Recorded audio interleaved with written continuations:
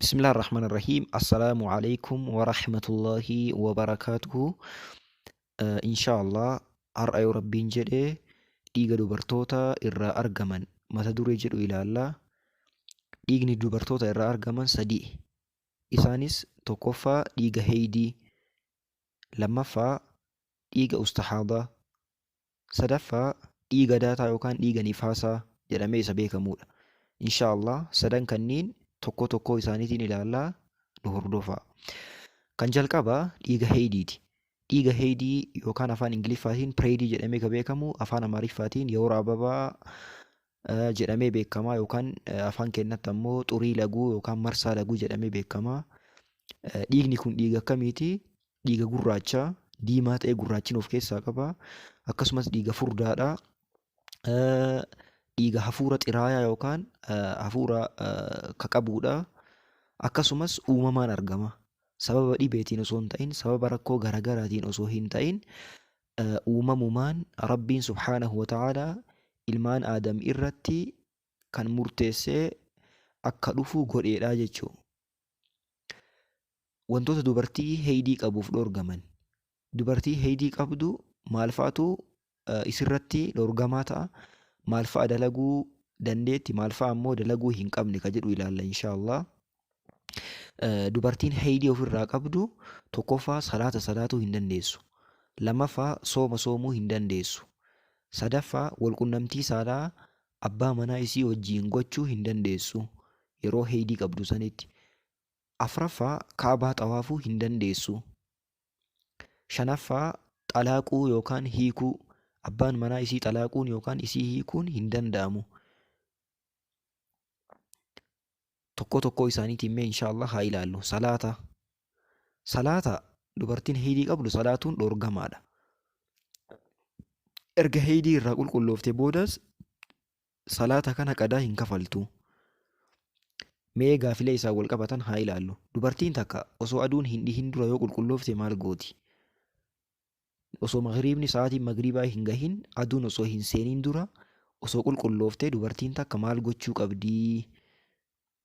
Dubartiin takka osoo aduun hin seeniin dura yoo qulqulloofte salaata zuhuriitii fi salaata asrii salaatuu qabdi jedhan ulamaa'iin. Ulamaa'iin gariin kan isirratti dirqama ta'u salaata asrii qofa jedhanii, garuu salaanni yeroon salaata asriidha. Salaata zuhurii uzrii yoo nama jiraate jam'iidhaan waan salaatuu hin danda'amuuf jecha salaata zuhuriitii fi salaata asriillee salaatuu qabdii jechuudha. Lammaffaa dubartiin takka osoo fajri hin bahin dura yoo qulqulloofte maal gooti? Osoo salaata subiitii fi nazaanamiin dura osoo achi dura qulqulloofte halkan keessa osoo qulqulloofte maal gochuu qabdi? Dubartiin akkanaas salaata magribaatii fi salaata ishaa'ii salaatuu qabdi jedhani.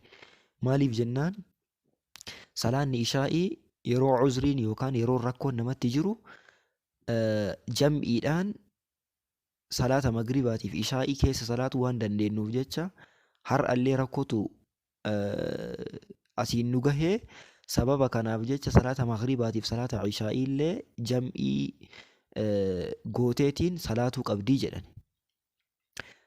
Lammaffaa wantoota dhorgaman keessaa walqunnamtii saalaa gochuudha. Walqunnamtii saalaa gochuun yeroo dubartiin takka heeydii yookaan pireedii irra jirtu keessatti dhorgamaadha. Dubartiin takka yeroo heeydii ofirraa qabdutti walqunnamtii saalaa abbaa manaa isii waliin gochuun haraama dhorgamaadha. Hanga isiin heeydii qabduuf itti dhiyaatuu hin qabu, walqunnamtii saalaa isii waliin geggeessuu hin qabu jechuudha. Yeroon walqunnamtii saalaa gochuun eeyyamamu yoo qaama guutuu dhiqattee qulqulloofte qofaadha. Dhiigni irraa dhaabatu qofa osoo hin ta'in dhiiga irraa dhaabate kanas dhiqattee qaama guutuu qulqulleeffattee erga bareeddee tottoltee booda abbaa manaa waliin walqunnamtii saalaa gochuu dandeessi malee osoo hin dhiqatiin dura hin ta'uu jechuudha. Rabbiin keenya subhaanahu wa ta'aalaa quraana keessatti walaa taqrabuuhunna hattaa yaxhurna jedhe. Hanga dhiqatanitti hanga qulqulleeffatanitti ittiin dhiyaatinaa jedhe. Kanaaf itti dhiyaatuun kan danda'amu erga qulqulleeffatanii malee osoo hin qulqulleeffatin hin ta'uu jechuudha. Itti aansee wantoota dhorgaman keessaa sooma sadaffaani. Dubartiin takka akkuma jennee yeroo heeydii irra jirtutti sooma soomuu hin qabdu. Sooma waajibaa keessattuu. Mee gaafii kanaa ilaallu. Dubartiin takka osoo fajri hin bahin dura osoo heydii irraa qulqulloofte maal gochuu qabdi? Osoo hin azaanamin dura yoo heydii irraa qulqulloofte maal gooti? Obboroo osoo hin azaanin dura. Dubartiin tun yoo niyyaa qabaatte jedhan yoo niyyatteetiin niyyaa bulfattee jiraatte dhiqachuu dhabdus erga dhiigni irraa dhaabatee sooma sanni qabattii jedhan ulamaa'iin. Erga fajri bahee booda erga azaanni azaaname booda qaama dhiqatuu dandeetti. Garuu ammoo sooma san nyaattee dhugaatii manaamana kana osoo qaama isii hin dhiqatiin osoo qaama isii hin qulqulleeffatiin qabatuu dandeettii jedhanii. Achi booda fajri erga bahee boodas qaama ofii qulqulleeffatteetiin sooma isii itti fufuu dandeettii jedhani. Wantootni amma ilaalle wantoota dubartii haydii qabduuf dhorkamanidha. Wantoonni dubartii haydii qabduuf eeyyamaman oo maal fa'aadha? Dubartiin haydii qabdu wantoota isiin dalaguun isiif eeyyamameetu jira. Isaan keessaa tokkoffaa zikrii gochuu dandeessi. Subhaanallah, alhamdulillah, Allahu akbar zikrii barbaadde jechuu dandeetti. Lammaffaa quraana qara'uu. Ulamaa'iin gariin quraana qara'uu hin dandeettu kan jedhanis ni jiru. Garuu ammoo ragaan hin jiru. Ragaan sirrii ta'e quraanaaf hadiisarraa hadiisa sahiha ta'een dubartiin haydii qabdu quraana qara'uu hin dandeessu kan jedhu hin jiru. Sadaffaa sujuuda bu'uu. Fakkeenya osoo aayaan sujuuda of keessaa qabu tokko dubbatamee isiin osoo fakkeenya bira jiraattee sujuuda bu'uu dandeetti jechuu isiinis. Takki ofiiyyuu qaraatee sujuuda bu'uu dandeetti. Kanaaf sujuuda bu'uunis ni danda'ama dubartii haydii qabduuf. Ittaansee wantoota biroon quraana qabu. Quraana harka isiitiin qabuun adabaa miti jedhan. Garuu ammoo wantoota akka guwaantii uumamaa kanniin harka isiitiin waan biraa godhattee uffata wayii harka isiitiin godhattee achirraan quraana qabdeetiin qara'uu ni dandeettii jedhani. Akkasumas wantoota isiif eeyyamamu keessaa masjiida seenuu fi keessa taa'uu. Ulamaa'iin garii ni dhorgama kan jedhanis ni jiru. Garuu ammoo ragaan hin jiru. Qulqullina ofii eeggattee akka xahaara masjiidaa hin balleessinetti sirritti of eegdee masjiida keessa taa'uu masjiida seenuu ni dandeettii jechuudha. Akkasumas walqunnamtii saalaatiin ala abbaa manaa wajjin bashannanuu. Abbaa manaa walqunnamtii saalaa hin geggeessin malee akka feetetti waliin kolfitee taphattee dhungattee wal qaqqabanii sirriitti taphatuu ni danda'anii jechuudha. Garuu ammoo walqunnamtii saalaa gochuun haraama isuma qofa eeggatanii jechuudha. Wantoonni kunniin wantoota dubartii haydii qabduuf eeyyamamanidha. Inshaallah itti fayyadama. Dhiigni haydii namarra dhaabatuun maaliin beekama? Akka shariyaatti dhiigni haydii yookaan pireediin kun namarra dhaabatuun isaa maaliin beekama? Ulamaa'iin wantoota lamaan beekamaa jedhani. Kana biyyi keenya sallallahu alaihi wasallam irraa dhufe wantoota kanneen. Tokkoffaa dhangala'aan adiin namarraa bahu. Dhangala'aan adiin qaama saalaa isii irraa yoo bahu ta'e irraa dhaabatuu isiitiif mallattoodha jechuudha. Kana dubartoonni sirriitti beekanii. Lammaffaa uffata adii jedhani. Uffata adii qaama saalaa isii keessa yoo ol seensiftu uffanni adiin kun osoo halluu takka hin jijjiirin achii gad deebi'uudha jedhan. Qaama saalaa isii keessa yoo akkana ol galchitu uffatichi adiin sun osoo takka hin jijjiiramiin adii qulqulluu ta'eetiin bahuudha jedhan. Mallattooleen kunniin lamaan mallattoo dubartiin takka haydii irraa qulqullaa'uu agarsiisanidha jechuudha. Dhangala'aan daalechi erga qulqullooftee booda yoo itti dhufe dhiibbaa irraan hin gahu. Dubartiin takka haydii irraa qulqullaa'uudhaaf arguu qabdu wantoota amma jennee lamaan dubbanne kanniin erga agarte booda dhangala'aan daalechi wahii yoo itti dhufe beekaadha. Dhangala'aan daalechi kun kan dhufe ergasiin qulqullooftee booda.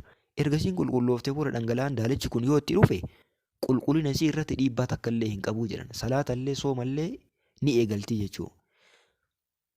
Garuu ammoo dhangala'aan daalechi kun guyyoota haydii keessa yoo kan itti dhufu ta'e guyyoota isiin haydii keessa jirtu keessatti odoo isiin guyyoota haydii isii hin fixatin dhangala'aan daalechi kun yoo kan itti dhufu ta'e salaatallee soomallee hin dandeettu jechuudha. Maa jennaan haydii wajjiin ilaallama inni. Garuu erga qulqullooftee booda dhangala'aan daalechi yoo kan itti dhufu ta'e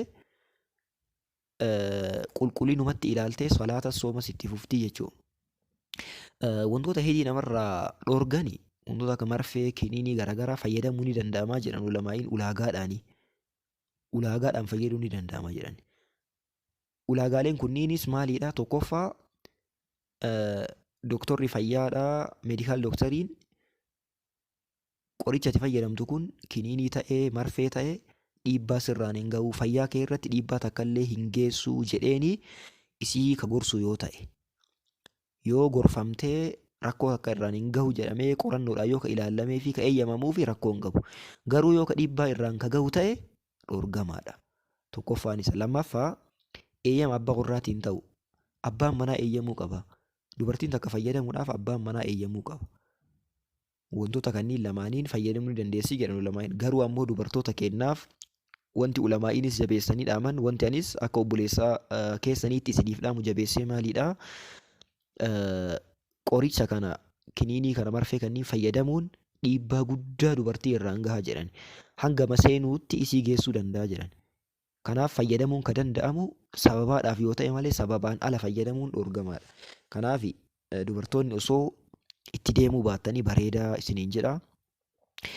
Dubartiin takka heedii irraa qulqulloofte akkamitti dhiqatti ka jedhuuf ammoo dubartiin takka heedii irraa qulqulloofte rifeensa isii hiiktee qaama guutuu dhiqachuu qabdi. Qaama isii guutuu rifeensa isii illee hiiktee kilaafa jira ulamaa'ii jidduu ulamaa'in gariin hin hiiktu jedhanii garuu rifeensa isii hiikkattee qaama isii guutuu tolchiteetiin dhiquu qabdi jechuudha.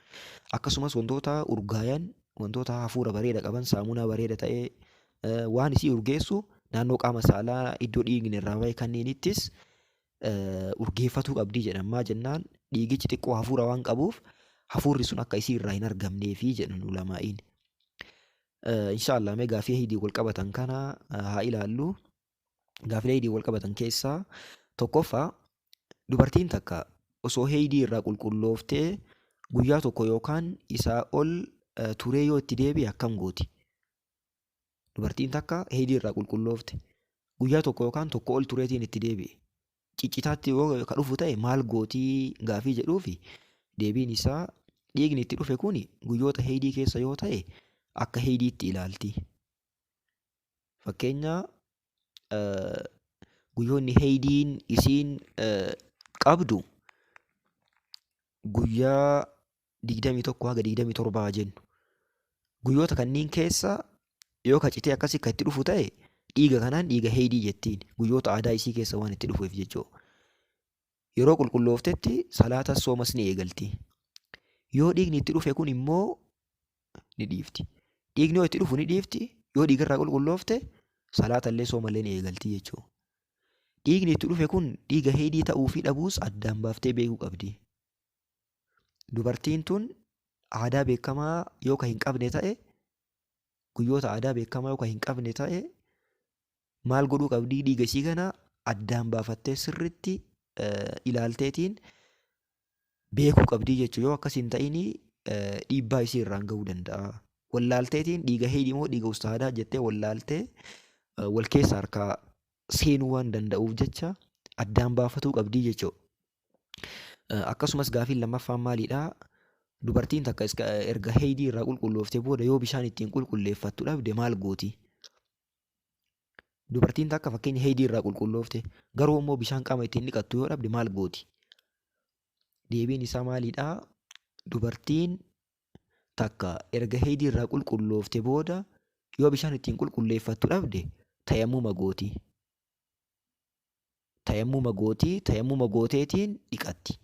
Tayammuma jechuun biyyee shanachesii yookaan harka isii kanaan gadin dhooftii achi booda irraachi xaraddee afaaniin illee achi afuuftee fuula isii yeroo takka harka lamaan sanniinuu jechuudha. Shanachesii yookaan ganaa isii lamaan sanniin fuula isii gad haxooftii achi booda harka isii ka mirgaa gara duubaa kan haxooftii ka bitaa kanallee gara duuba isaa haxooftii jechuudha. Akkanatti tayammuma gooti. Yoo bishaan argatte ammoo qaama isii dhiqatuu qabdi. Garuu hanga bishaan argattuuf maaliin turti? Tayammuma kama goote kanaan turtii jechuudha. Wanti dhiiga heediitiin wal qabatu inshaallah kana fakkaataa. Wanti isiniif hin galin yoo jiraate koomentii irratti inshaallah gaafatuu dandeettanii waan kamuu gaafadhaatiin adda baafadhaa. Ulamaa'iin inshaallah waan kana waan sirriitti ibsanii jiraniif inshaallah nullee haala bareedaan ni ibsinaa. Jabaadhaa isiniin jedhaa. Barnoota nuti kenninu kanas subscribe gochuudhaan nu hordofaa. Yeroo gaarii isiniif haa ta'u. Assalaamu alaykum wa rahmatullaahi wa barakaatuh.